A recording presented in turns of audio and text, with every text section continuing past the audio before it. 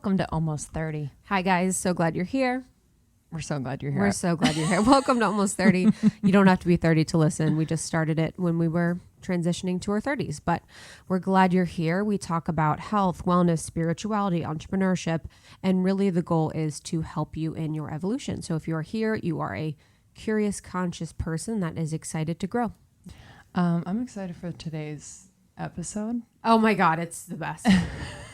Oh, Law of One is like my Bible. It's my, honestly, my, I don't know if you guys, have ever felt this, but when you read a text and it just resonates with you so deeply that you will never be the same. And the Law of One was that for me when I finally found it this year, actually in early 2020. And since I've read it twice now, and it's really just been a beautiful metaphysical text that really has helped me understand my role in the universe and my way in which I can consciously evolve. And it actually explains a lot of history. And so it's a historical text that is a translated consciousness from the sixth dimension. So we talk about dimensions, we talk about aliens, we talk about the pyramids. It's like everything I love to talk about in one episode. How did you find the Law of One? One of the teachers I follow, or not a teacher, one of the alien people that I follow, his name is David Wilcock, and he has always spoken of the Law of One. He references the Law of One quite often. And so I knew about the text, but I never got around to reading it, and I knew I wanted to this year. And so it was, this year that I started, but it was almost one of those things where I wouldn't have understood what they were talking about until this point. So it came to me at the perfect time so that I could fully understand what is being said, because it's actually very hard to read and it's very complex. Yeah, I was going to ask that. Like, if people are just getting into kind of this spiritual world, it's like, this is one of the books that you kind of visit later on. Yeah, I would do it later on because, so again, it is a channeled consciousness from the sixth dimension. So it's being channeled through a woman. A man is in the room asking her questions, but it's actually the consciousness Ra. And the way that Ra speaks through her is by saying, each time they ask a question, so they say, what does Source say about negative polarity? And they would say, Ra, I am Ra. Negative polarity is, and they say it like very particularly because they're so smart and advanced. Yeah. So it's actually really hard to understand. And you kind of have to go through it a few times to figure out what they're talking about, but it's worth it if you can really get into it. And if you're really interested in aliens or understanding history a little bit better, or sacred geometry or metaphysics. And there's a huge section on tarot, which is really important. It's like a huge chapter, like almost a book dedicated to tarot. And they talk a lot about how tarot was used by the Egyptians to communicate the Law of One through symbols and images. So it was actually brought down from a higher level of consciousness so that Source could communicate to people. Oh, wow. I didn't know that. Yeah, that's what the Law of One says, which is really cool. And they talk a lot about Ascension. And I think it's really relevant now because everyone is sort of interested in Ascension, how we can ascend, especially now that we've moved into 4D. Everyone's anxious to get to 5D. So as we evolve, it's important to understand how we ascend and the importance of understanding duality in our dimension as we ascend. So we talk a little bit about that too, which is, just really interesting. I think so much of like reading spiritual texts is kind of a spiritual practice, and that sounds weird, but it's to be able to be open enough and conscious enough to take it in is like a spiritual practice in itself. Like even when I'm reading some text that I'm digging into, like there will be like a 20-minute period where I don't even know what I just read. And so like that spiritual practice of being so present to take in the material, because I think sometimes we just read to read. Yes. But I think these texts are so important. And for anyone who hasn't dug into or listened to channeled work, one that like many people know is Abraham Hicks. There are so many others, but it's just a really Bashar. It's just such a beautiful, fascinating thing to take in, because it does feel like when I'm listening, there are so many moments where it hits me as truth, and either you get emotional or you have just like a really profound opening or download. So I highly recommend, like, even if you're a little skeptical, it can't hurt. Yeah, watching Abraham Hicks is so rad. It's like, and she's done such a good job of bringing that energy down, and who knows where Abraham's from, but yeah, it's just so awesome. So Aaron Abke is YouTuber. He is like a conscious influencer type person. And he actually grew up in a family where his father was a pastor. So he grew up within the church and, broke out when he became conscious older in his life. And on YouTube, you can find a lot of his works on the Law of One, specifically where he breaks the Law of One down. So I would start there if you haven't or don't feel like you can read the text, but this will be a really good introduction for you guys as a spiritual, just like a spiritual foundation for understanding the Law of One. Is there like a community for Law of One? Law of Oneers? Because I'm wondering like how he found it, like how, And now he's getting into A Course in Miracles right now. But yeah, I don't know, because it's such an odd text because it's so metaphysical. So it's not like it is very well known. It's, a more accepted would be Course in Miracles, because it's more about love. And Law of One actually speaks to what the Law of One is that everything is one. So, talking about source meaning God, universe, whatever, does not blink at neither the dark or the light. So source has intended that the dark exists so that we know the light, and the dark must exist so that it can know itself. Mm-hmm. So it's all part of the creator's mission, and it's all part of the creator's plan to have negative and positive so that it can know itself through the duality between the two. But yeah, I don't think it has any groups yet, but I would totally join. I was like, you should start it. But it's should funny, we have a Law of the One channeling happened in Kentucky. subgroup? Really? Right by my hometown. I told Justin, I was like, oh, this happened in my hometown. He's like, it's in Kentucky. I'm like, it's close to my hometown. It's literally like 2 hours. Basically in my backyard. I know. I was like, oh my God, I wonder if I was born during the channeling. Wait, that's so wild. Isn't it? So in Kentucky. It happened at one time, basically. They did it over, they did it over the course of months. Wow. That you can actually listen to the actual channelings online. Cool. It's hours and hours of channeling. Wow. It's so crazy. And it's what's so fascinating about the channeling is that when they channeled, it had to be super, super, super, super, super specific. So she had to be completely relaxed. They had to have the Bible positioned a certain way. They had to have a crystal positioned a certain way. The consciousness asked for this. Mm-hmm. Wow. So they would say at the end, like, Ra would say, please ask your last question because the instrument grows tired. And he kept calling her, he called her the instrument.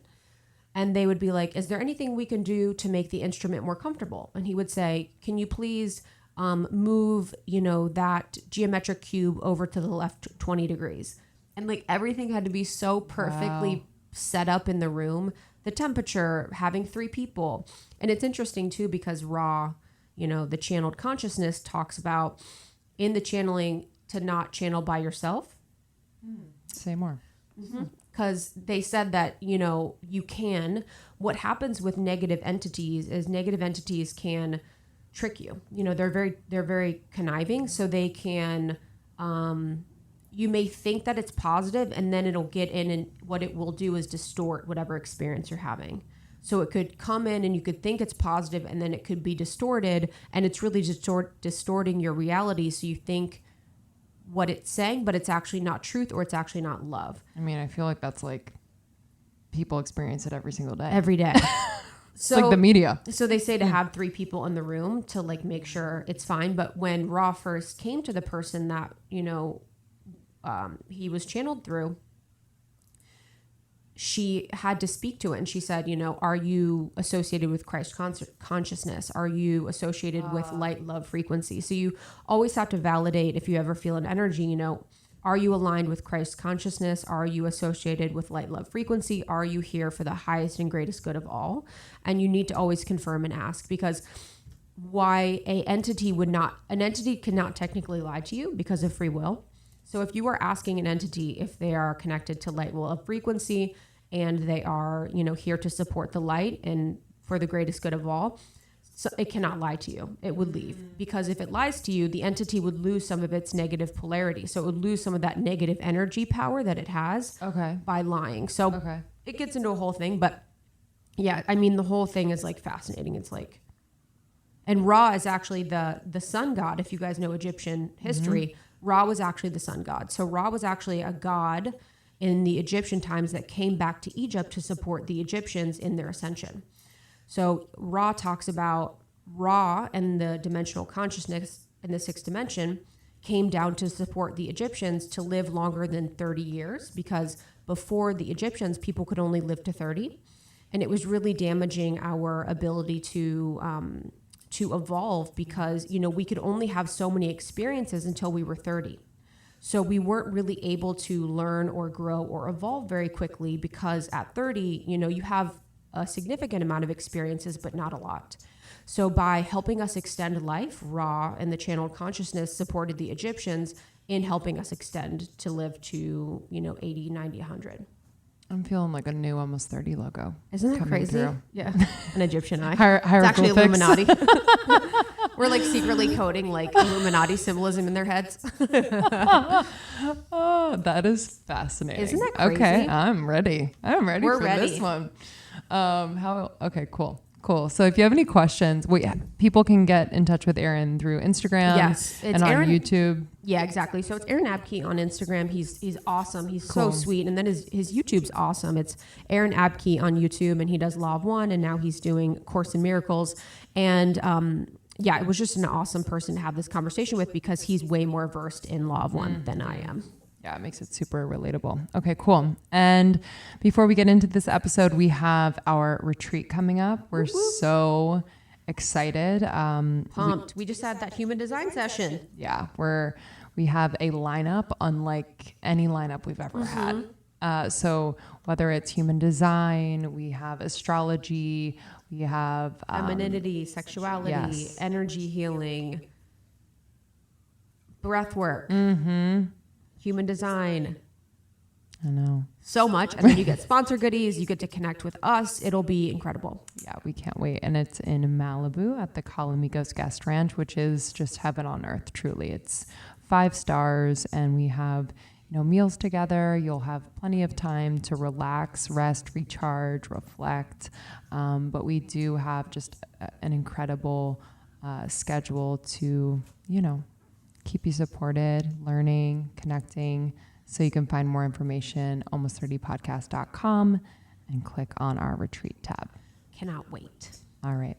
Enjoy this episode. We'll see you on the other side. We'll read a review. Thank you, as always, for subscribing, rating, and reviewing, for sharing these episodes with your friends. It means so much to us. We really, really, really appreciate it. Join the secret Facebook group and follow us on Instagram, Almost 30 Podcast. And make sure you're subscribed to the mailing list so you can get updates on merch. Merch is happening soon. Can't wait. All right, guys. Enjoy this one. Love ya.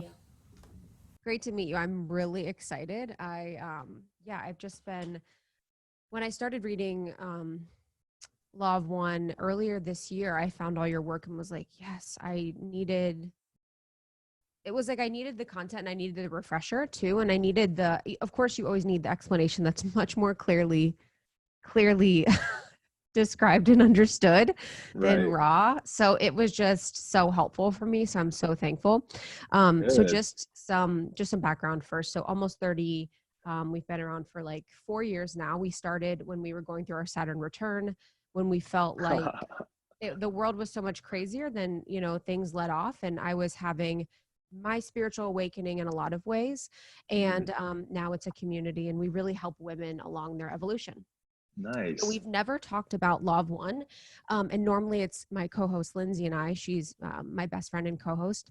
But I really just have been obsessed with this. So I've wanted to really get into it with you. And I feel like it's like, once you know, you're able to know and have the conversation. So I'm just looking forward to it.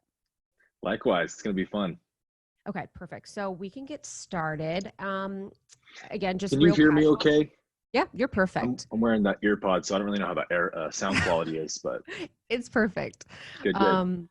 Well, welcome to Almost 30. I'm so grateful you're here. I would love to start. I really want to get into Law of One and really spend a lot of our time because I think that'll allow us to go really deep quickly, which is very exciting. But I would love to start with what was the trajectory of your spiritual awakening? Because I don't know a lot of men like you that are like that as spiritually woke as you are. So I would love to hear. That's true. We are a rare breed, I guess. I'm trying to change that though. Yeah. So, quick overview. I grew up as a pastor's kid in an evangelical church and was very much like a super devout Christian, all about Jesus and doing the right thing. I didn't drink alcohol. I didn't even smell alcohol till I was 21. Never did drugs, never did any of that, but never partied. And when Still I got to be haven't. about, to this day, no. No, honestly though, it kind of gives you a head start. Yeah. Keep Yeah, a going. little bit. I think that it was good for me in a lot of ways. I don't have any regrets at all about the way I was raised. None of it was forced on me by my parents or whatever. It was like I genuinely wanted to please God, and I was taught that those things were wrong, so I just didn't do them.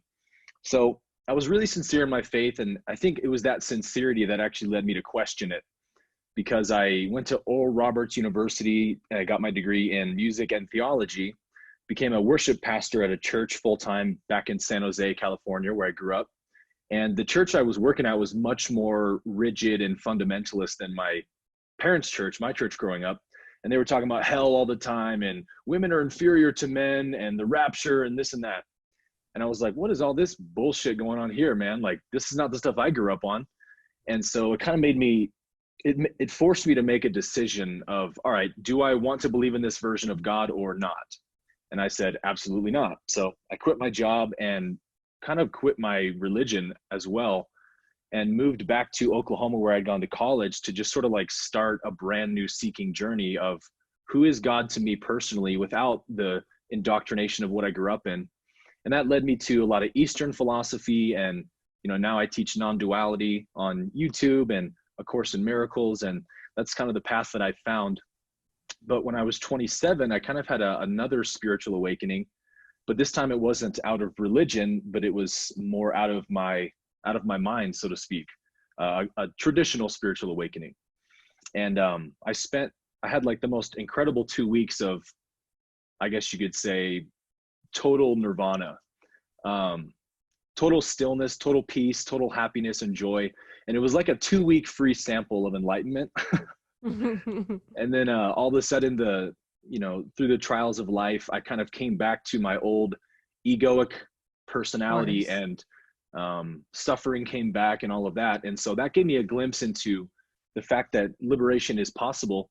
And once I had a taste of it, it just kind of put this hunger in me to, quote unquote, get back there at whatever cost. And so I was working as a full-time fitness model at the time in San Francisco. I was doing bodybuilding at the national level. I was a personal trainer working at Google. I had a great life in terms of like what most people would measure as success. And I walked out of all of it. I just had no interest in it anymore.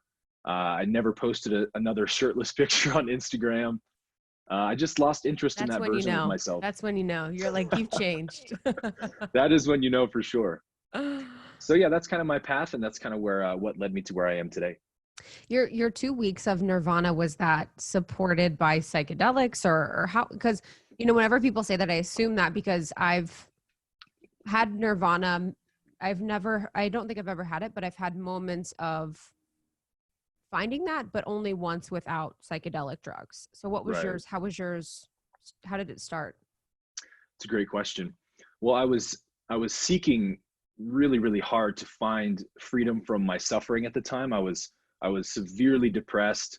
Nobody who knew me would have known that at the time because I was really good at putting a mask on. But I didn't want to live anymore. I hated everything about myself and my life, and I just wanted to find some reason to stay alive at that point. And so I was seeking really hard and listening to lots of Eckhart Tolle and Alan Watts and kind of the traditional spiritual teachers. And I was going up to this balcony above my gym at Google every day on my break, and I would just listen to Eckhart for like an hour and watch the clouds pass by. And that was like the only time of my day where I felt like I had some peace of mind from all the crazy noise in my head. So I did that for about 2 months. And then one day I can't tell you why it happened. There was just something that clicked for me, where I had a flash of insight to the fact that this person who suffers doesn't exist. It's just a pattern in the mind. It's a conditioning pattern that I just keep referring to. And it's kind of a mental state that keeps claiming every thought as me. But I saw that actually none of these thoughts are mine. They're just product of conditioning and all that stuff. And so that insight gave me this expansive space, I guess you could say, inside of my mind, where I just couldn't even remember what suffering was for 2 weeks. And so it wasn't supported by psychedelics at the time. I have had many incredible experiences through plant medicines, but the interesting thing was when I slipped out of that 2 weeks, I was going through, one of the things that happened was I was dating a girl for about 1.5 years at the time, who was suffering from a borderline personality disorder. And so the relationship was super toxic, and I was trying to make it work, and we were going to therapy. And in that 2 weeks of having a clear mind, I saw very obviously that I was being really selfish by staying in that relationship and trying to make it work for me, because I was afraid of being alone and stuff. Yeah, so I broke up. codependency. Very much so. And that was kind of the root of what I was so depressed about. So I knew I had to break up with her. And when I did that, I wasn't, I guess, expecting the reaction to be as painful as it was. But I mean, she was like begging me not to leave her, and crying and texting me, calling me every day, and showing up at work, showing up at my apartment. And that brought me back into suffering and identifying with my old stories again. So I was like, no, it's slipping away, you know. So what I did was if I would smoke weed, it would literally put me right back into that state of consciousness again. It was the most incredible thing. Wow. So I did that for about a month or two to kind of hang on to it a little bit, and then it kind of faded away. So I guess the answer is yes and no. So it was after the breakup. You had the 2 weeks, or before? It was during, right before the breakup. Yeah. Right. Because it was like the peace and clarity. You're like, I'm going to definitively make this decision. You know, I'm going to move forward in this way. So how did the law of one like come into your life? How did that text come in? And, you know, I will say, just before we get started, like, within the law of one, there's so much about so much. And I think people need to view it in the lens of it being a text that has its own views and opinions that I align with so many of them. There's some things that I'm a little wary about, but I think it's much like Course in Miracles, where you can be a student of this work, and really the work speaks to so much. It's almost like you become a student of it. And that's how I felt, you know, in finding it. So Right. I'd love to know how you find law of one, and what did it feel like when you first got into it? Great question. I can't remember exactly how I found the law of one. It was in my radar for many years, and I would hear people mentioning it here and there, and I felt like drawn to the title, but didn't look into it for a few years until I think I stumbled across a YouTube video and just got really fascinated by it. So I immediately went to the website and started reading it, and like everyone, was just blown away. And I guess I read it through, and then I actually listened to it on audio the second time, and then the third time. And I was just so blown away by all of the principles and teachings in the material. And I thought to myself, how in God's name is this not all over the internet already, you know? Yeah. So I had a YouTube channel at the time. I just started it for maybe 6 months. And I said, well, why not me? Like, I'll just start making videos and see if it catches on. And I really didn't think that it would, to be honest with you. Yeah, it's interesting. It's like, it's funny because your stuff, I'm like, oh, it's catching on because I feel like I'm the only one. So when I see your stuff, I'm like, oh, other people know. Right. I thought it would be a little too out there for most people, aliens and all that. But the opposite was true. It was like I posted the first video on the 7 densities of consciousness, and it blew up right away. And then I just kept making videos, and within a short amount of time, it was by far the most popular series on my channel. And all of my other videos were just getting comments like, more Law of One videos. So there was a big like, demand. we're done with this vlog. We're over it. For anyone that's new to Law of One, how do you describe the work? Because it's different.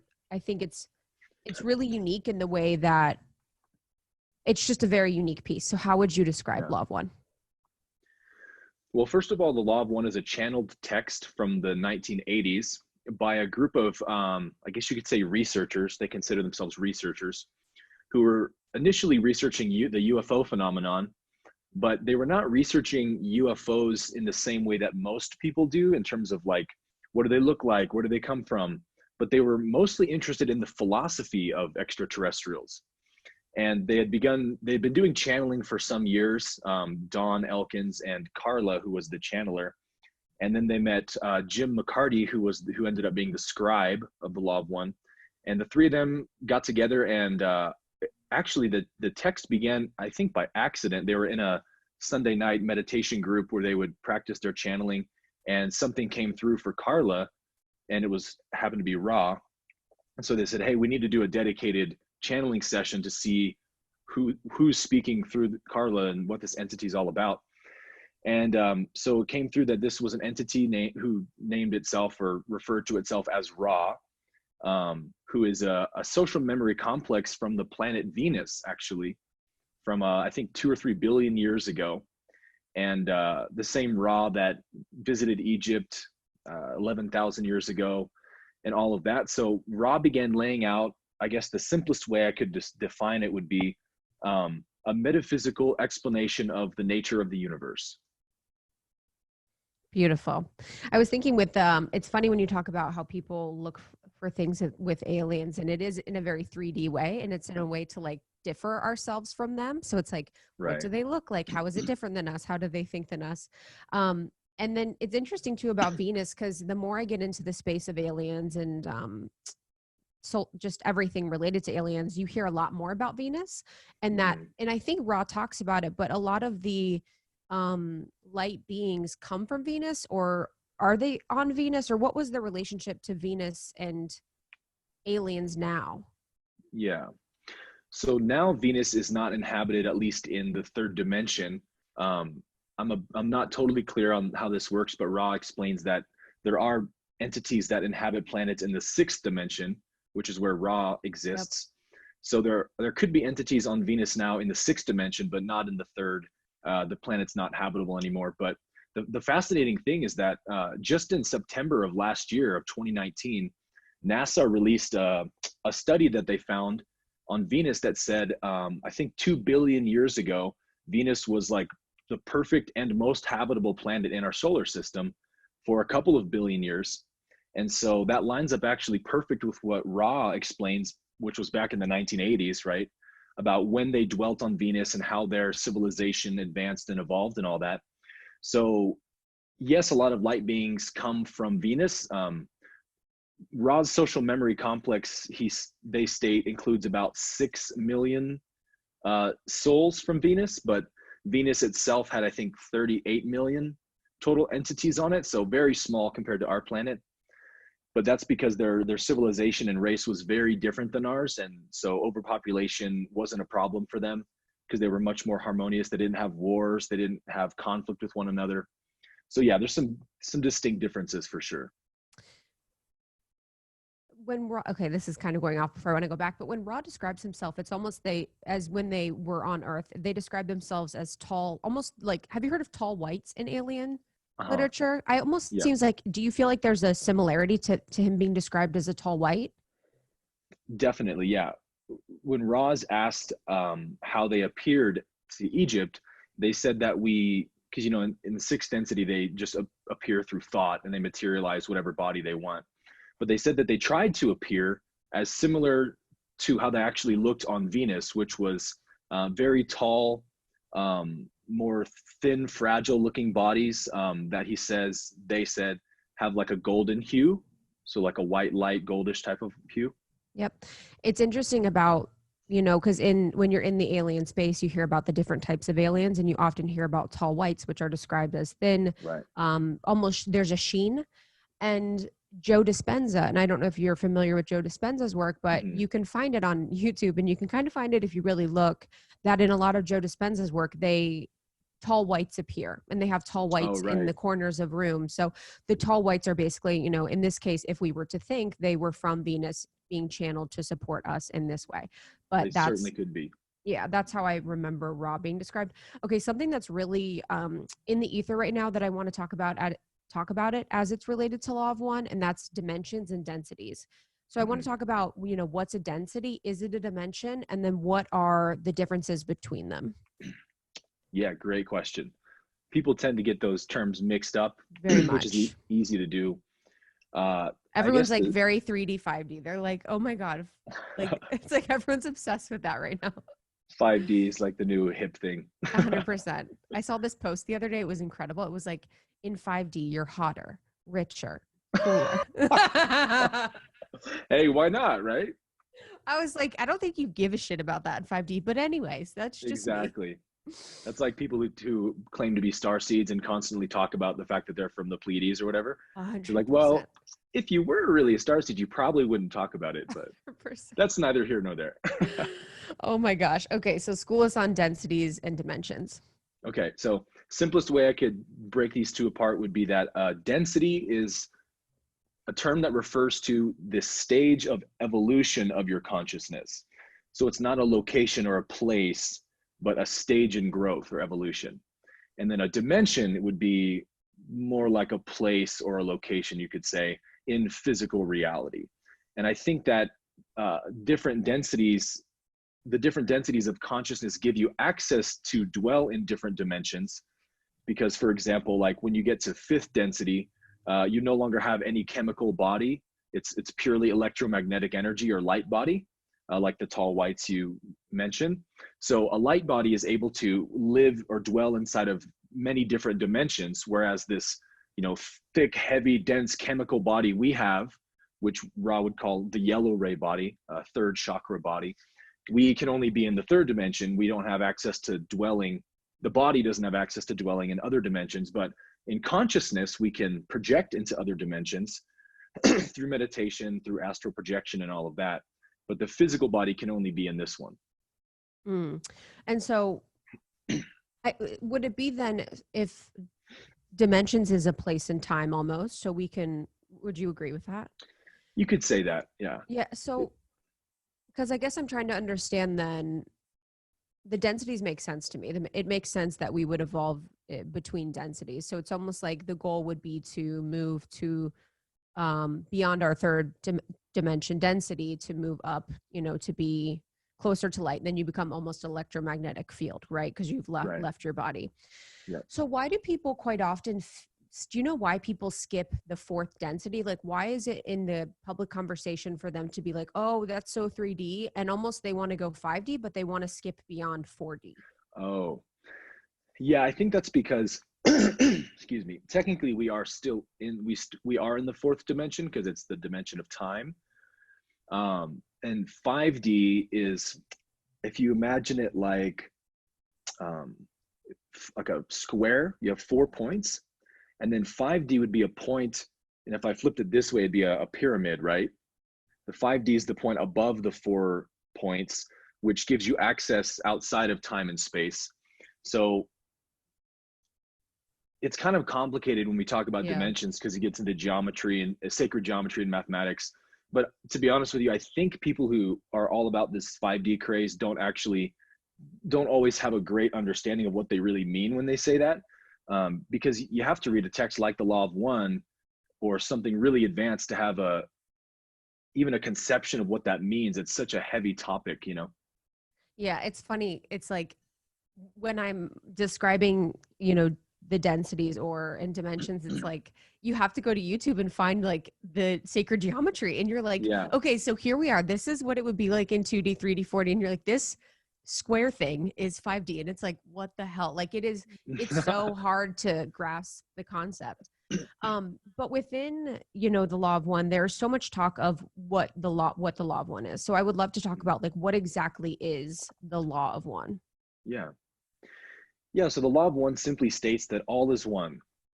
All of creation is one entity, one mind, one intelligence, which Ra refers to often as the one infinite creator. And the reason the universe exists is just to allow the creator to know itself, because again, the creator is infinite. So it has always been knowing itself, and it always will be knowing itself. Another term I like to use for it is the inexhaustible possibility. And Ra talks a lot about possibilities and probabilities in the Law of One, which is basically all that reality is based on is probabilities. So in the universe, the first thing that's created would be a galaxy, right? And Ra calls that a logos, which is sort of like a greater mind, or one portion of the creator's infinite intelligence, which is then localized into a galaxy. And that intelligence of the galaxy creates the star system in its galaxy, the laws of physics and whatever else is involved in that stage. And then the second stage would be the stars, which is a sub-logos. Each star is its own intelligence, which inherits a portion of the galaxy's intelligence. And then planets are a sub-logos. So it kind of goes down in layers like that, because essentially there's only one being, right? So it has to play all the roles. It's not like it's like different entities like, hey, Fred, you're going to play the galaxies. Bill, you're going to be the stars. Stan, you're the planets. All right, guys, let's do this. It has to be the same thing. So it kind of limits its knowledge from itself at each layer. So it can go down in, yeah, almost like a cake or something. And so then you and I, as humans on a planet, are also a sub-logos, who also have free will to create our own realities in the way we want to. So everything is creating according to its own expression of the one. And the interesting thing I find about the law of one's philosophy compared to like, especially Western religion, is this idea that the creator doesn't actually know what it is without some experimentation. I mean, that's why the universe exists. And, you know, a traditional Western religious mindset is, well, it's blasphemy. Yeah. God knows everything. He doesn't need to do anything. He knows it all already. Which is true on one hand, because again, the creator's always been knowing itself and always will. But also, you know, Ra explains that every star is its own experiment, an experiment to know what the creator is like. And it doesn't actually know what the results of that experiment will be until it's concluded, which I just think is amazing. So the star will set up the different planets and the archetypal mind, the zodiac. Like, for example, our zodiac has 12 signs. Ra explains that if we could travel to another star and like study their zodiac, it would be different than ours. Like maybe they just have 8 or they have 15. So it's just an infinite possibility of exploration everywhere. It's so much. And it's interesting. It's kind of similar to the Gnostic tradition. Are you familiar with the Gnostic tradition, where it's like almost Goddess Sophia? So Goddess Sophia in the Gnostic tradition wants to experience herself, and she's the one that chooses to create duality, right? And then chaos. So chaos in creation, which is, you know, really powerful. But one thing I really want to just nail home for people that I still actually really grapple with, and I think about quite a lot, is in the law of one, you know, they say that creator neither blinks at the light nor the dark. And being very clear, it means that both the negative experience of life, suffering, pain, all things that we consider bad in our human experience are just as valuable to the creator as all things we can consider positive. And that is because the intention of us being on earth and the intention of the third density is to experience ourselves as much as possible. And, you know, in other things, that other literature, things that I've read or watched, there are beings and there are aliens, we would say, that are actually very aliens or spirits or entities or, you know, energetic bodies that are actually not jealous isn't the right word, but in our human capacity, jealous is the right word of us for having so much ability to grow and expand during our experience in our human bodies. Like, we are very lucky that we get to have this short amount of time to have so much polarity or so much duality to experience ourselves so much. And that really is the creator experiencing itself. And that was something. So how were you able to really get around to that concept? Because if you would say to people right now that all the negative things that are happening are in divine alignment with the creator, it seems very different than what is said at like church. Right. So how do you grapple with that? You can almost paint a picture for people that God wants evil or something like that, right? But that's coming from a perspective of duality and separation. So when we make the two one, it all starts to make sense. The idea is that without contrast, nothing can be known. So in the universe, nothing can exist without an opposite. So matter needs space, right? Space needs matter. And in the universe, you know, like if you want to know what light is, well, you need darkness to know what light is, right? Otherwise you can never know what light is. And I think the other hang up for that concept is the idea that life is finite. And, you know, when we die and it's all over. So evil becomes the most important thing and the most grievous thing there can ever be. But when you know that you're eternal and infinite, and what your true essence is can't actually be harmed, the only thing that actually gets harmed is the illusion, the Maya, the body, the mind, the conception of self. But the eternal soul is eternal. So the way you could look at it is, if I am walking into a dark room to explore that dark room, I don't know what's in here, but I want to explore it. Well, as I explore and I walk around, I'm going to bump into things every so often. And that might hurt me to bump into something, but that's how I explore what's in the room and learn about the room. And so you could look at the bumping into things as what we call evil. In the truest sense, the Law of One teaches this, and A Course in Miracles teaches this. There is no such thing as evil.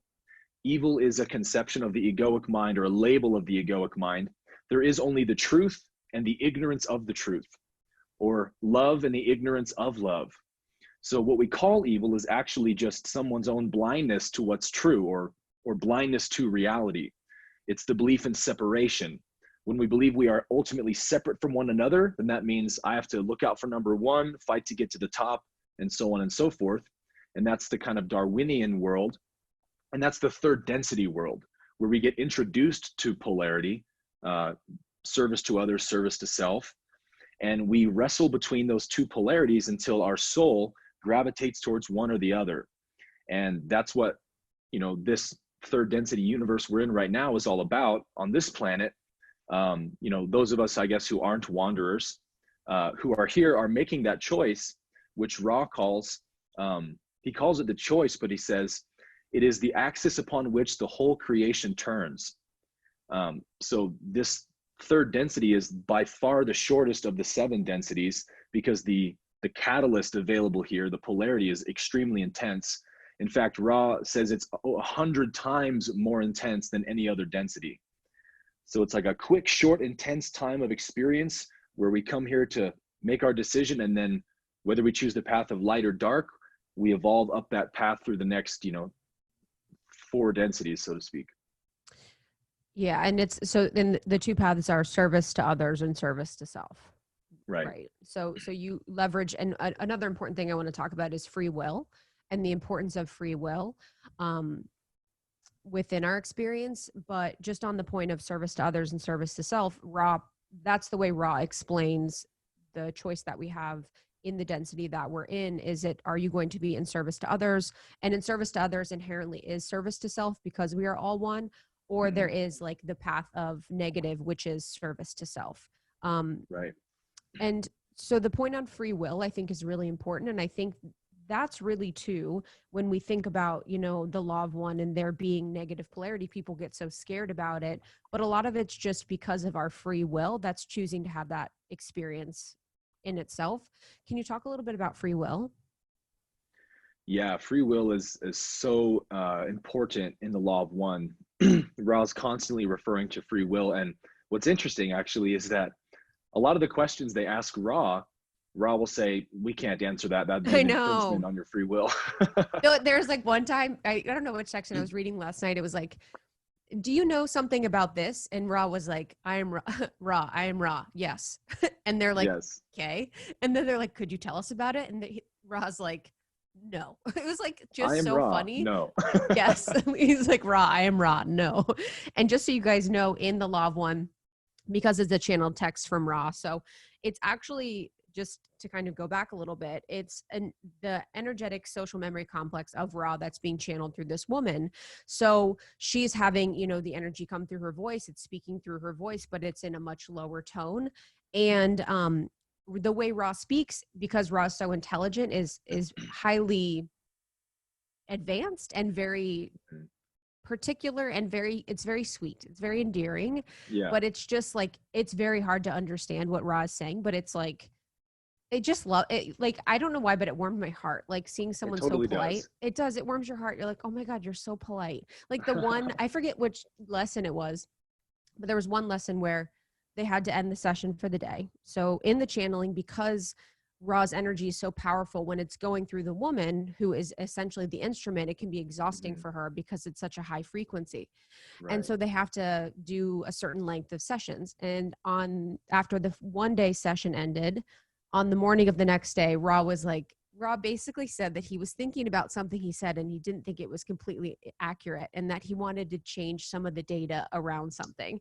Yeah. Do you remember that? It was like some Yeah. data point. He was like, actually, I checked with the other social memory complex members and that data was incorrect. And it was so Hmm. sweet.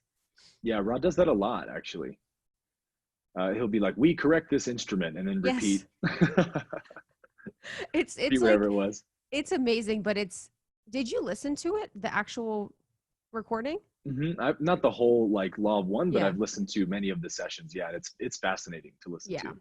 Yeah. And for people that are interested in, and I will get back to free will, but for people that are interested in channeling, I think that's another conversation that's really popular right now. In Law of One, at the beginning, they do talk about um, how this experience came to be, and then the importance of in their channeling sessions for Carla, is her name, right? Yeah.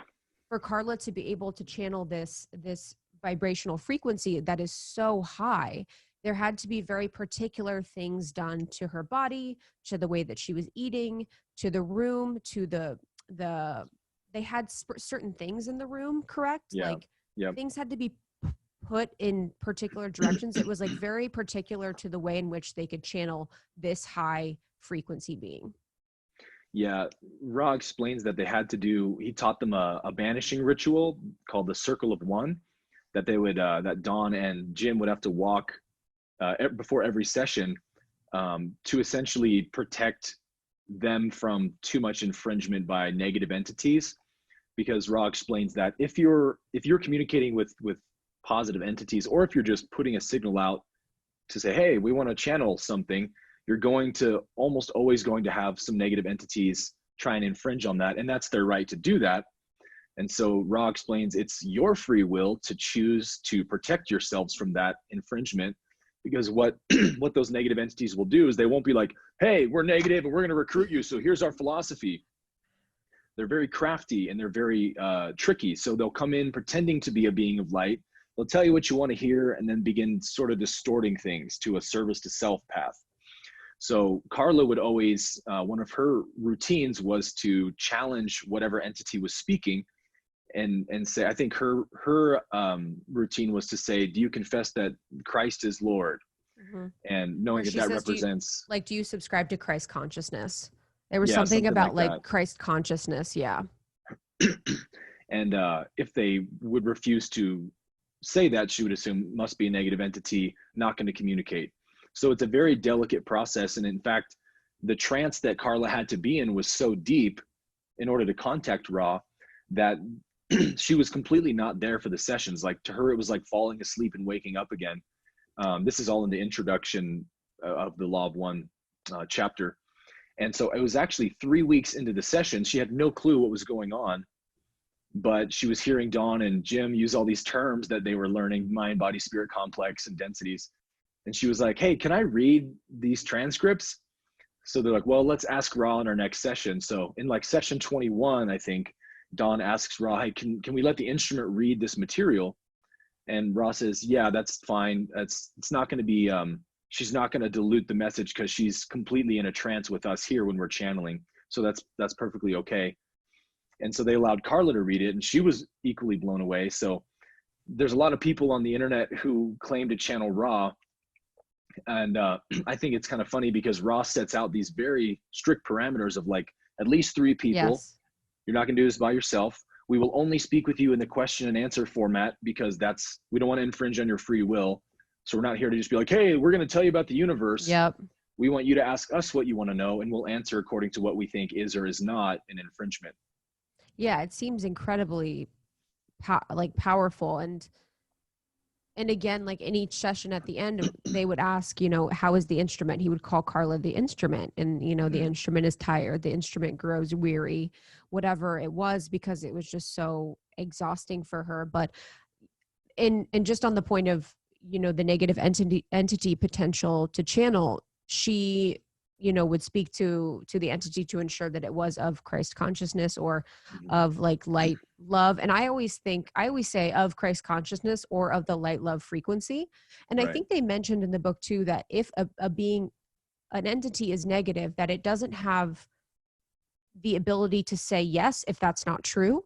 Because I don't think it's not like a lying thing, but they can't lie to you, right? Or what do you think? It would depolarize them. That's why. Yes. If they affirm a philosophy of the service to others path, they're going to lose polarity. So they're going to try to weasel their way out of that. And especially for the service to self path, it's after third density, it's a much more difficult path to polarize on, apparently, than the service to others path. So they're much more protective over their polarization than a service to others entity is. Like, for example, in one passage, it's so fascinating. They ask Ra a certain question, and he's like, this might be an infringement on your free will, and we can answer you if you want with some loss of our polarity. And I think Dawn says, yeah, we'd like to know. And so Ra gives them the answer. So the service to others path doesn't want to infringe on free will because that's depolarizing for them. And the service to self path kind of makes their living by doing that, by enslaving and manipulating and all that. So for that reason, it's very rare, Ra says, that a service to self entity would become a wanderer in third density, because the risk of them losing polarity is so great that they're kind of like, it's not worth the trouble, Right. We've worked hard for this polarity. Yeah. When people talk about, so I guess I just want to just close the loop on the free will thing. So within the whole universe, that is a law, the law of free will, correct? Which is the law of us, us as humans, or would you say it's us as like energetic beings always having the choice of free will? Yeah, us as souls, you could say. Free will is essentially just the ability for the creator to know itself. And because the creator is infinite, every moment, every second of your incarnation, every decision you make is the creator knowing itself in a brand new way. So essentially, it doesn't want to just keep repeating the same things it's already done. It wants to keep exploring, which means that each and every one of us needs to have a free and clear path to make our own decisions without infringement or influence by another entity. Yep, that's perfect. And then just as a last thing on the densities, and in Law of One, they talk about how first density is like rocks, and then second is animals, right? Yeah, close enough. So first is like, I think it's like rocks basically and earth, and then second is the animals. 4 elements. Right, elements. Okay, will you explain? Yeah. First density is earth, water, fire, air. So if you imagine a planet, like Rocks. It's rocks. It works, dirt, whatever you want to call it. So if you imagine the planet before life formed, like when planet Earth was brand new and it's kind of like heated up and red and still kind of like lava and magma. So as those elements of magma and rock and water and air interacted with each other for a billion or whatever years, finally the planet solidifies into its form. And then eventually microbial life and bacteria begin evolving, single cell organisms, and that would be the beginning of second density. Second density is an extremely long density in terms of time, because you start from, again, a single cell all the way up through intelligent animals like dolphins and dogs and elephants. So there's a huge spectrum in second density, from plants, insects, anything that has growth and movement that doesn't have self-awareness like humans do is second density, if that makes sense. Yeah, perfect. And then this was something I wasn't clear on, and I'm curious if you are. So with is reincarnation, is Law of One does not align with reincarnation?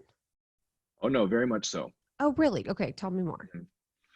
So like, just for example, the fact that you're here as a human being right now means that your soul has had to live unknown amount of incarnations as animals, insects, bacteria, and so forth. And before that, rock, water, the elements. because essentially nothing is, I like to say it this way, nothing is poofed into existence in the universe. It has to all grow and evolve through the whole spectrum. So the soul, the individual portion of consciousness that you and I each are, it all begins the same because there's just one creator. So it splits itself off into infinite amounts of these little fragments of its own consciousness. And that fragment of consciousness goes on a journey. So an analogy I like to use would be like a big pile of clay. It's all the same clay, right? But we separate it into little pieces. And then as we mold each of those little pieces into different shapes, we have all these different potteries, right? So your soul has been molded by all your incarnations, which is why you have your own unique biases and distortions and opinions and all of that now. And as evolution continues, that just keeps happening until that portion of consciousness has completed its evolutionary journey and merges back in with the source after 7th density. Perfect. Okay. Yeah. The other law that I wanted to talk about, so there's a law of free will, and I actually don't know if this is considered a law, but I know it's important, is forgetting, like the law of forgetting. Is it called, Forgetting. is it a law? The veiling? I don't think he calls it a law, but yeah, the veil of forgetting is what he refers to. The veil of forgetting. Yeah. Can we talk about that? And I keep saying he, but I mean they. So just I know. Yeah. It's they. And everyone will be like, it's they. Because it's a social. He keeps saying he. And the social memory complex, Ra is a social memory complex. And when you evolve to, a place like the 6th density, because everyone is one, almost all the souls have evolved to almost become a community of souls that believe in the same thing. Yes. Okay. Yeah. And like that's for where we example, say Ra. So Ra is a bunch of different souls that are in belief of the same thing. So it becomes a social memory complex. Yes. Because not all the beings from Venus became a part of Ra's social memory complex. Maybe some of them went service to self. Maybe some of them didn't actually make 3rd density graduation and had to redo it over again on a different planet.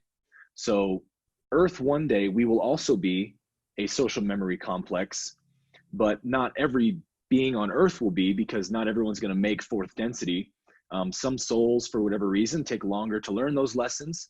And so they might choose to redo their 3rd density on a different planet and say, hey, maybe have a better shot on Zeta Reticuli or something.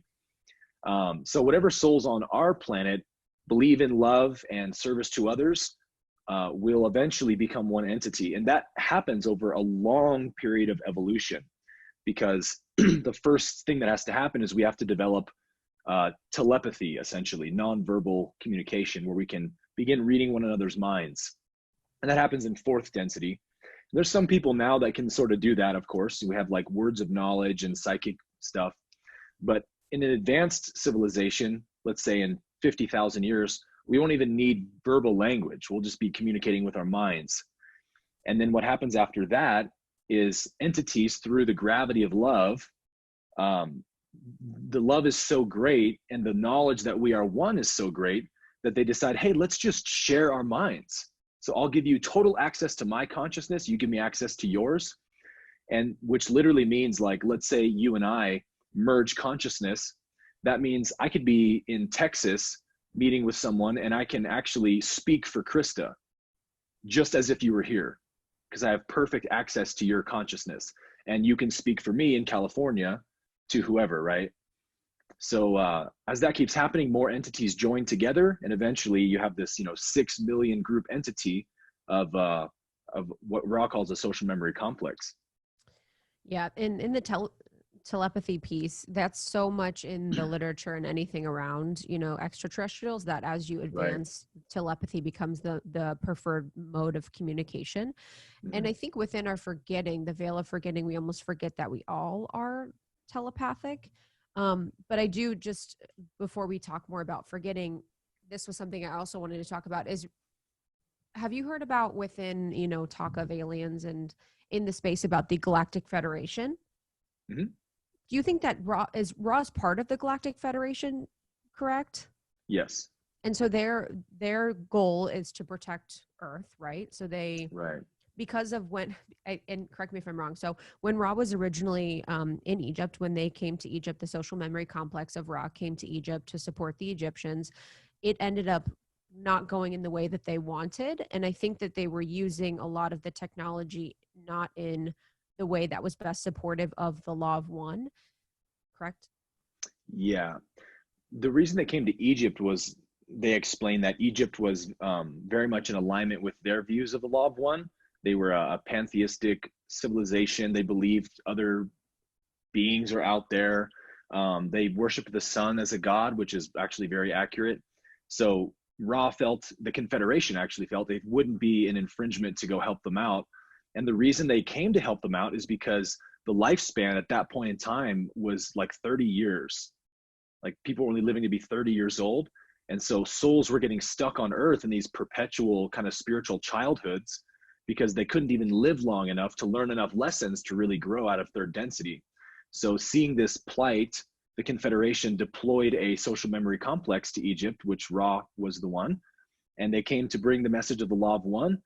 And the reason it kind of backfired is because whatever teachings they gave, I think Ra says there were like 30 misperceptions of it for every teaching they gave, and it was getting too distorted, and their teachings were actually being used to be given only to the rich and powerful, which is like the total opposite reason they came, right? To teach them that all is one, there is no differences. So Ra says, finding ourselves in a hypocritical position, we decided to leave Egypt at that time because essentially they had created some karma there. So they said, we decided that we will return at a later time when this species is more able to receive this communication without distorting it. And that's actually what the Ra contact was for in the 1980s. Ra said they had been kind of looking out over the course of human history for a harmonious group of people who could receive this message neutrally without trying to distort it, but just receive it as it is and give it out as it is. Yeah, the things on Egypt were so interesting, especially just as it relates to like their use of crystals and tarot, and tarot was something that was really interesting for me. And just to make everyone clear, so Ra, the social memory complex, visited Egypt. Their goal and intention was to help extend the lifespan of the people of Egypt and to help bring the law of one. The people were distorting the message, so Ra had to leave. So the social memory complex of Ra spoke to the Galactic Federation, and they said that they can come back to try and relay the message again. And that was what was channeled through the Law of One text in the 80s. Correct. And if people are interested too, you can look up more on the Galactic Federation. There's a lot of information related to this being a, I don't know if you would describe it as a social memory complex, but it's almost like a group of light beings that protect Earth, protect our solar system from, I guess, what would you say it protects us from? More or less, it just, the best analogy is like the way our scientists interact with second density animals. Yeah. If scientists are going to go study, lions and zebras and wildebeest in Africa, they're not going to go sprinting into the field of them with the cameras and start taking pictures and, roping them down and stuff. They study them from far away with not telescopes, binoculars or whatever, and scientific instruments so that they can study them in their natural habitat without infringing on their natural habitat. Because if they infringe, they can't actually study them organically anymore, right? So that's kind of what the Galactic Federation of Planets does. It's a group of planetary civilizations like Ra, who are joined together and said, hey, because at their stage, at that sixth density level, polarization is a lot more challenging at that level because they're so advanced. So the way that they polarize is by helping entire civilizations out and protecting free will. So one example would be that Ra says they keep a quarantine over Earth so that they don't allow too many negative entities in. But they said every so often there are gaps in the quarantine that allow negative entities to get in because we also must honor their free will, or that would depolarize us too. So they're trying to help everybody out in the right ways. So it's a very, I guess you could say, from our perspective, it'd be a very challenging job to have. But at their level of wisdom, it's probably not nearly as hard as it would be for us. Yeah. I want to talk about religion in Law of One too, and help people understand when we're talking about service to others and service to self, Mhm. you know, some good examples and within service to self, how difficult it really is to be in service to self and to be negatively polarized. Yeah, if you think about it from a scientific lens, it makes a bit more sense. If you know what the concept of entropy is in science, it's basically the entropy means the lack of order in any given system, or you could say the chaos or disorder in any given system. So the more entropy there is, the more chaos and disorganization there is. So if the service to others path is the path of harmony and unity, then the service to self path must be the opposite, which is the path of entropy or disorganization. So, excuse me, a service to self social memory complex, for example, is not like a service to others social memory complex where they're like, hey, we all believe in the same things. We're all one. We're all equals. Let's join together and be light and love. In a service to self social memory complex, it's more like a military dictatorship where there's one larger entity or master entity who begins enslaving entities below them and recruiting them to sort of like join my mission, like Attila the Hun or something, right? Mm-hmm. And so basically there's always a power struggle in a service to self group because, you know, as let's say a sixth density service to self being starts enslaving, you know, fourth density or fifth density beings to its group, you know, the fourth density beings also gain in service to self polarity by serving the master entity, because that's enslavement. That's a service to self path. But at some point, if they evolve enough, you know, late fifth density, maybe even early sixth, they're going to challenge that master entity and say, it's my turn to be the master now. Just like a military dictatorship works, right? We see that in our own human history. There's always other leaders trying to overthrow their commander and leader so they can have the power. So it's a constant power struggle, which makes it very difficult. And as you can imagine, take a lot longer to get from A to B than a service to others group would have to get from A to B. Yeah, I think that piece is so important. And in the book, they gave the examples of Rasputin and Genghis Khan, who Yep. were service to self. Mm-hmm. I don't believe Hitler. Nope. Yeah, which was, you know, really interesting. So that's really in the percentage 95%. You have to be 95% in service to self to be polarized negatively. And didn't Mm-hmm. they say Genghis Khan was like in the Orion? He was. They send all negative. The Orion group is a negatively polarized star system, correct? Right. Yeah.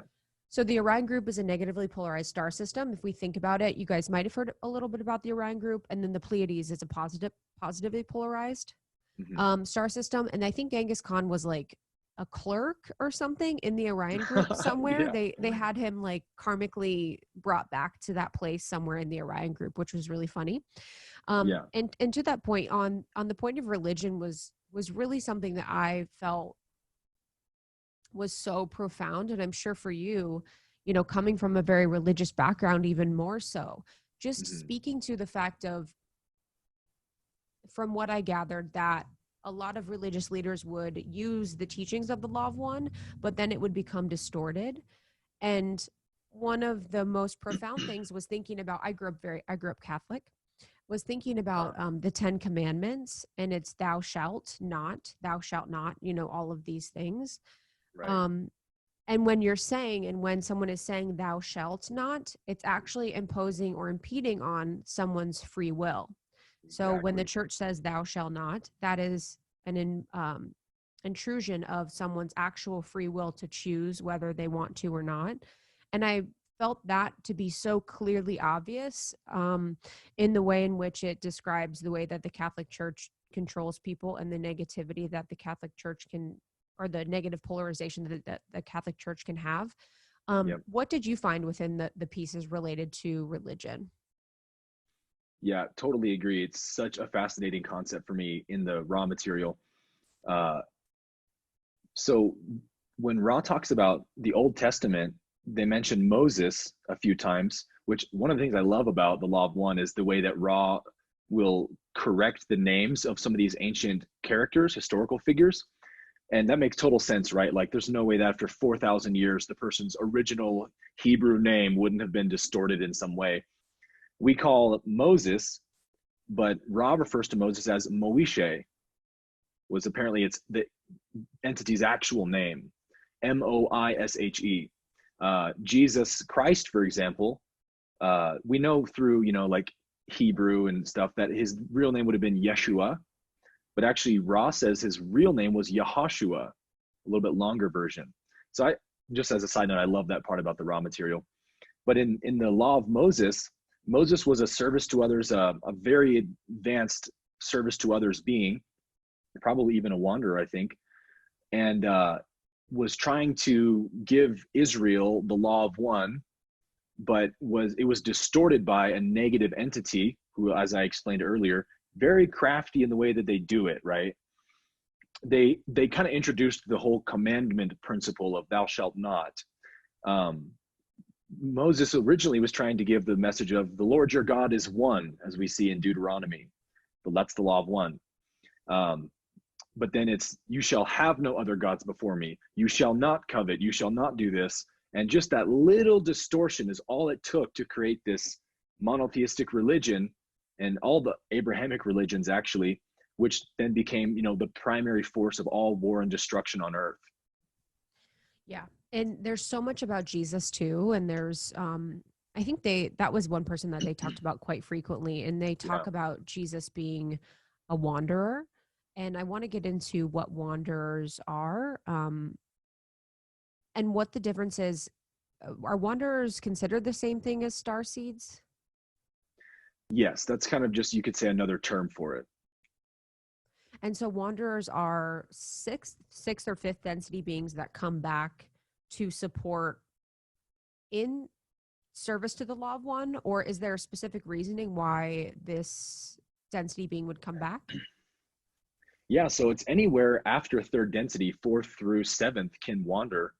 Ra explains that it's most wanderers are sixth density, fewer than are fifth, and very rarely are fourth density. And the reason for that is because at sixth density, the sixth density is the density of unity.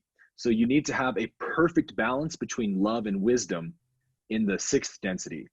Fourth density is the density of love. Fifth is the density of wisdom or light. And then sixth is unity between the two. So because of that, it's a very delicate balancing process where they have to make sure that those two are even, right? So a sixth density soul is going to find the idea of wandering to be a much more helpful idea than maybe a fourth density would, who's just trying to work on love by itself, right? So they're probably better off staying in fourth density, in the density of love, to work on love. Same with fifth density. But they do choose to wander if they want to be of service to a certain planet. That's going to help their polarity as well. Fifth density beings will come here to experience the intense, like we talked about, catalyst and the difficulties and traumas of life to learn wisdom, because that's the best, quickest way, I guess, to learn wisdom. But most souls that become wanderers are apparently sixth density.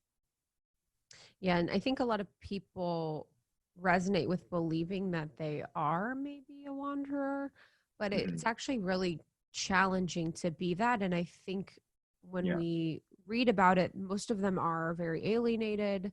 It's actually very challenging for that person's energetic body to exist on this plane when you're of a higher energetic frequency on your own. But it is really powerful. And it's almost, I think something that really came through for me was that, the people that are wanderers make the actual choice to have the veil of forgetting, to forget that they are wanderers so that they can serve. And it's actually very risky, that you can get stuck back in the karma wheel if you're not continuing of service to others through your experience coming back to this density. So I think they made it very clear that wanderers, it's a very risky job to come back with service to support us in our evolution, because you can get stuck on the karma wheel. And that's actually my greatest fear in life, which is getting stuck on the karma wheel. Getting stuck on that damn karma wheel. It's honestly my deepest fear. I want to, just as our last questions, talk about the healing and healing modalities and crystals. And I thought that was really profound too. And what's interesting about the Law of One is that because it was channeled in the 80s and compiled in the 80s or what have you, it's actually very recent and relevant. You know, it was interesting to see a lot of the terms, terminology, places, people, things that were very relatable. I was like, oh, I know them, I know this, you know, I know all of these things. And in with the healing techniques, they talk a lot about color therapy, and they talk a lot about what I perceive to be Reiki or energy healing, which Reiki is a type of energy healing. But basically that it's almost like the healer, no matter what modality, is really facilitating the belief and understanding that the person can heal themselves. But what did you make of the healing parts of Law of One?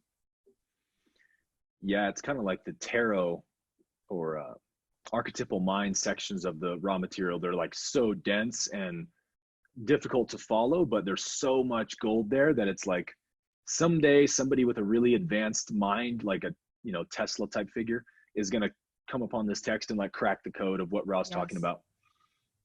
From what I understand, one of the things Ra was trying to help the Egyptians learn was physical and spiritual healing, and that's what the pyramids were built for. A pyramid is apparently a sacred geometric shape that's very conducive for channeling energy to a single point. And so they were trying to build these pyramids for multi-purposes, actually. One purpose was to act as like a sensory deprivation tank, where they would lay in the, I think, the queen's chamber, to be completely deprived of all senses. And that would induce cosmic consciousness experiences, which would, you know, polarize the energy body, the Kundalini and all that. But they were teaching these, they were trying to teach, I should say, the Egyptians, how to essentially become enlightened, so they could become what Ra calls a crystallized being, free of distortion, which then becomes like a human version of a crystal. You know, a crystal is basically like a compound of one single element in a condensed form, in a perfect geometric pattern, right? That's what a crystal is. So that's why crystals are really good for channeling energy, really great conduits for energy. And the human being can become a conduit for what Ra calls intelligent infinity, the energy of the one creator, which is everywhere all the time. We can become channels to that if we free ourselves of distortions, but we have to do that through spiritual balancing. So each one of our 7 chakras correlates to one of the 7 densities. The heart chakra, for example, is the 4th chakra, represents 4th density love. So let's say I have a very difficult time forgiving people. I believe that I'm separate from them and I have a lot of hatred in my heart or resentment. I have a huge blockage in my heart chakra, in the green ray chakra. So I need to do spiritual work on myself to open that channel, open that chakra, so now energy can flow, right? Just like a pipe or something. And then I have next the 5th chakra, the throat chakra, which would deal more with like authenticity and speaking my truth and wisdom. So as we balance all 7 energy centers, we become more available, you could say, for physical healing. So Ra was trying to teach the Egyptians how to go about spiritually balancing themselves to achieve enlightenment, and then how to use crystals, which is apparently its own whole science, the types of crystals and how you use them and all that, to begin doing physical healing. And this was actually the way they were helping them increase their lifespan. Yeah, and they talk about too in Atlantis. Remember in Atlantis, they talked about, I think this was in Law of One, but that they were using the crystalline therapy for, it almost became distorted. So the crystalline therapy that the Atlanteans were using was so almost too powerful for their advancement. So they had to put us, and that's why the Atlanteans were, that's why they no longer exist, right? They had to put a stop to it. I believe so, yeah. Using crystals, Ra says, can be very dangerous because they are very powerful. One analogy he gives that's kind of funny, Ra has such a great sense of humor. They ask Ra, can you teach us how to do this healing with these crystals? And Ra says, that would be like handing someone a saw and a hammer and nails and asking them to build the Sistine Chapel. Yeah, it's Like, yeah. it's just way too much. It's so true. And if anyone wants, more information on the pyramids, there's so much out there, like whether it's on Ancient Aliens or Gaia or Mhm. History Channel, about the actual use of the pyramids and the power of the pyramids in the Egyptians. I think people are starting to know, if they don't know already, that the pyramids were not just for tombs. It was more so like energetic healing centers that were incredibly Right. profound and powerful. So there's a lot on there that I would highly recommend you guys get into, which is absolutely fascinating. I The do have a last, video on oh, my channel called I Am Ra in the Law of One playlist that is all about the pyramids and what oh, they're used for, really? and goes into more detail on that. Yeah. Perfect. I love the plug. We're gonna plug soon. Okay, I just want to make sure I'm going through all my Yay, notes. I want to plugs. make yay plugs. I want to make sure I covered everything because I had so much. Oh yes, tarot. So I was Uh-oh. so excited to see in Law of One about tarot. And I just was like, oh my God, it was just like such an aha moment for me, because I've always really admired and adored tarot for the ways in which it provides me reminders of synchronicity. And I think for so many, it is that synchronicity that helps remind them of, their connection to the divine. It helps bring like mysticism and magic to people's life, which is so profound. Mhm. Right. And so ever since reading that, what I'm doing is I'm creating my own deck with my own copy, and we're going to create it into this really cool app experience. But Oh, because I very was trying to cool. figure out how exactly I could bring Law of One to people. I was like, when I was reading it, I'm like, what way? And you've done such a great job with it on your channel, just being super clear and approachable in the way in which you were doing it. But I was trying to figure out the ways that I could bring Law of One to people. And I think it is going to be through this experience, which will allow me to speak more to the Law of One in that way. But can we talk about what he says about what they say about tarot in Law of One? What he, she, it, they say. Yeah, honestly. Yeah, this is the one subject that I'm always like, I feel inadequate to talk about this. Oh my gosh, that is absolutely not true. But I I'm can gonna, give you the basics. yes, please. So Ra actually says that they invented tarot on Venus and brought it to the Egyptians, which is kind of where we first see the concepts of tarot and the archetypal mind in Egypt, hieroglyphics and all that. But it's essentially, you have the major arcana, the minor arcana. Now, we talked about the logos earlier, which was our sun basically is our logos, which each star creates the archetypal mind for their solar system, which then that's the structure and parameters that life will evolve on, right? On that solar system. So on Venus, they figured out what the archetypal mind was for our solar system, for our logos, and began diluting it down into concepts, principles, images, because it's so incredibly abstract. You can't just like lay it out like math or something, right? Mm-hmm. You have the matrix of the mind, the potentiator of the mind. Basically, there's 21 different arcanas in tarot, and 7 for the mind, 7 for the body, 7 for the spirit, because each one of us is a mind, body, spirit complex, as Ra refers to us. And they only actually get through the 7 of the spirit, I think. They don't get into any of the body or mind. Or no, sorry, the mind. They don't get into body or spirit in the Ra material. But it's probably like, I think 15 sessions worth or 10 sessions worth where they're just going through and using the tarot cards and talking about, it's actually really cute the way Ra does it. He's like, what, oh student, does the bird represent to the, and they're like, does it mean this? And he's kind of like, nope, try again. Yeah. And like, does it represent this polarity? He's like, well done. Yeah. So it's a super complex subject, but endlessly fascinating and just something you could nerd out on all day if you wanted to. Yeah, it's so profound. I think this is the section that is really helpful for me. So the questioner, when asking Ra what it is, basically asks, am I correct in assuming that the priests in Egypt, in attempting to convert knowledge that they had received initially from Ra into understandable symbology, constructed and initiated the concept of the tarot? Is this correct? And Ra says, Ra, I am Ra. This is correct, with the addition of the Sumerian influence. So basically that it really was an attempt to convert knowledge received initially from Ra in a way that people would understand. Right. And that just, yeah, it just felt very true for me. So I really loved that piece. But in Law of One, I mean, there's so much related to tarot, religion, Egypt, famous figures that we know of today, crystals, healing. And I think you can really find a lot of answers to questions that you may have in any space of life. But it is a very advanced text. And I think you almost have to work your way up to reading it. There has to be the right time, because if I would have found Law of One maybe even 2 years ago, there's no way I would have been able to understand a lot of the concepts within it.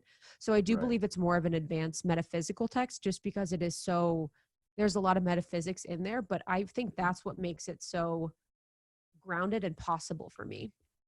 You could read it the rest of your life and always learn something new. Yeah. It's that good. It is so good. Okay, this has been so much fun. I've loved nerding out with you. It's been a blast. Likewise. I would love for our community to connect with you. So where can they find you, and where can they learn more about what you do? Sure. Yeah. I try to make it easy. I just keep all my links the same. So aaronabke.com, youtube.com/Instagram/AaronAbke. It's so good. Your YouTube's amazing. Your Instagram's amazing. It's all good. And you can find more about Law of One. And now you're really getting into Course in Miracles, right? Oh, my favorite. Yeah. Really? Okay. You like it better than Law of One? It's close, but yeah. Okay. Okay. I've actually been thinking lately, I'm like, I need to get in Course in Miracles. I think that's my next. I mean, it's like different strokes for different folks. The Law of One's more like the metaphysics of the universe. A Course in Miracles is more like spiritual healing exclusively. So, I mean, they're both equally amazing. Yeah. Does Course in Miracles have aliens? Not really. There you go. There you go. You know where I'm at. Okay. Yeah.